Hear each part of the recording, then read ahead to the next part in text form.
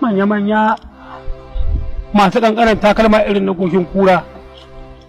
sama rikito ƙasa rikito mai wallahi ra shiga yan bori. Allah wallahi ko yau ko gobe waka ta shiga mu ko tsake su ha za a shari'a yanzu to ku yi tafiya kilomita miliyan 2,600 a ƙar yanzu na muka karasu.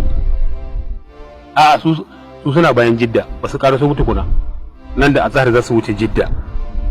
za su karasu zuwa nan. To shi aljani ina ruwansa mu muke shiga cikin su mu ga yadda suke yi su dama fura aljanu tuka tuwon aljanu mu cinye mu koma gishi mu kai na gane ka ba mutunci ne da kai ba to mu nan baya mana haka yawwa